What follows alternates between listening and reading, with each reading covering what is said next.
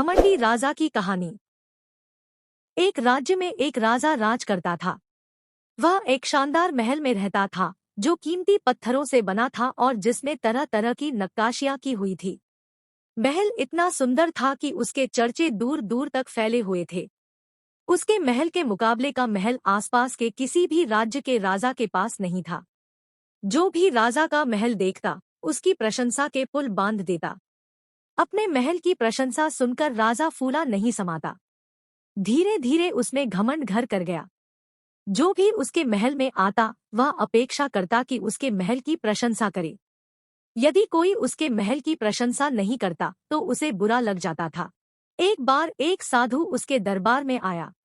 साधु से शास्त्र ज्ञान लेने के बाद राजा ने उससे कहा, गुरुवर, आज की रात आप यहीं ठहरें। मैं आपके रुकने की व्यवस्था करवाता हूँ। साधु ने स्वीकृति देते हुए उत्तर दिया, राजन, इस सराय में मैं अवश्य ठहरूंगा। अपने महल को सराय कहे जाने पर राजा के अहंकार को चोट लगी। वह आग बबूला होकर बोला, गुरुवर, आप इस महल को सराय कह इसका अपमान कर रहे हैं। ऐसा महल दूर दूर तक ढूंढने पर भी आपको नहीं मिलेगा।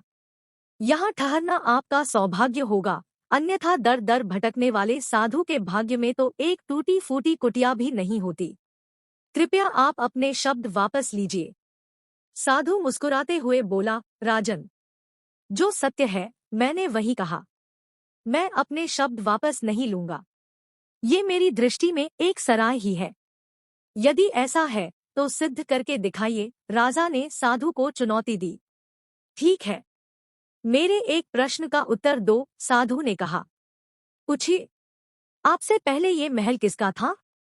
मेरे पिताश्री का। उसके पहले? उनके पिताश्री अर्थात मेरे दादाश्री का। उसके पहले? उनके पिताश्री। इस महल का इतिहास बहुत पुराना है, राजा ने बताया। साधु ने कहा, आपकी बात ही सिद्ध करती है राजन कि ये महल एक सराय है जिसमें आपकी पीढ़ियां रहती आ रही है। आपके दादाश्री भी रहे, उसके बाद आपके पिताश्री, फिर उन्हें इसे छोड़कर जाना पड़ा। ठीक वैसे ही जैसे सराय में कुछ दिन रहने के बाद उसे छोड़कर जाना पड़ता है। आप भी एक दिन इस सराय को छोड़कर चले जाएंगे, तो फिर इसका इतना घमंड क्यों? साधु की बात सुनकर राजा बहुत प्रभावित हुआ। उसकी आंखों पर पड़ा घमंड का पर्दा उठ गया। वह हाथ जोड़कर साधु से बोला, गुरुवर, आपने आज सत्य से मेरा सामना करवाया। अब तक मैं अपने अहम में डूबा हुआ था। मुझे क्षमा कर दे। साधु ने राजा की क्षमा किया और उस रात महल में रुककर अगले दिन वहां से प्रस्थान कर लिया। सीख, मोरल ऑफ घमंडी राजा स्टोरी। ये दुनिया एक सराय की तरह है जहां लोग आते हैं और कुछ दिन रहने के बाद चले जाते हैं। यहाँ से आप कुछ भी लेकर नहीं जाएंगे, लेकिन यदि आप कुछ देकर गए तो सदा इस दुनिया में आपका नाम अमर रहेगा। इसलिए अच्छे कर्म कीजिए, लोगों की सेवा कीजिए और इस दुनिया को बेहतर बनाने में अपना योगदान दीजिए। आशा है आपको घमंडी राजा की कहानी स्टोरी पसंद आई होगी।